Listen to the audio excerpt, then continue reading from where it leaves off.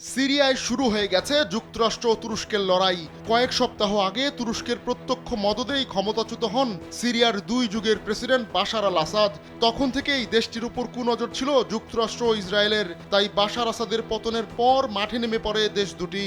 কিন্তু তুরস্ক চাইছে না কেউ তাদের বাড়া ভাতে ছাই দিক। এজন্য দফায় দফায় শীর্ষ কর্মকর্তাদের সিরিয়ায় পাঠিয়েছেন তুরস্কের প্রেসিডেন্ট রিসেপ তাইপ এরদোয়ান।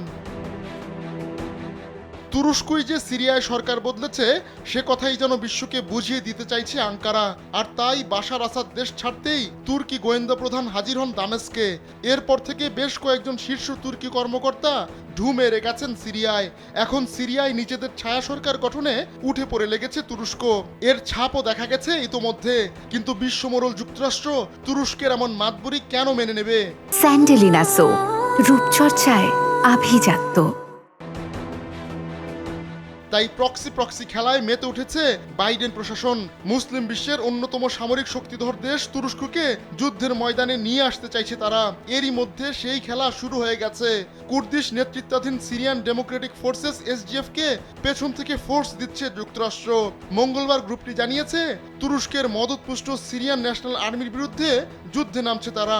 সেক্ষেত্রে উত্তপ্ত হয়ে উঠবে তুরস্কের সঙ্গে সিরিয়ার উত্তরাঞ্চলীয় সীমান্ত এলাকা।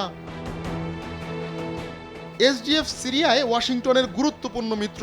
সিরিয়ার পূর্বাঞ্চলে ঘাপটি মেরে থাকা আইসিসের চরমপন্থীদের বিরুদ্ধে লড়াইয়ে এসডিএফকে রসদ জুগিয়ে যাচ্ছে যুক্তরাষ্ট্র।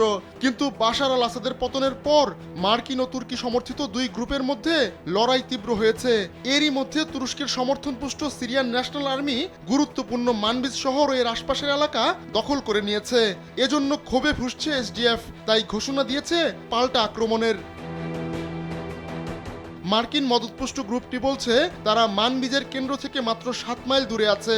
তবে আঙ্কারা কৌশলে সিরিয়ায় নিজেদের ঝান্ডা গাড়তে চাইছে বলে অভিযোগ এসডিএফ এর। তুরস্কের চোখে এসডিএফ আঙ্কারার চরম শত্রু কুর্দিস্তান ওয়ার্কার্স পার্টি বা পিকেকের দোসর।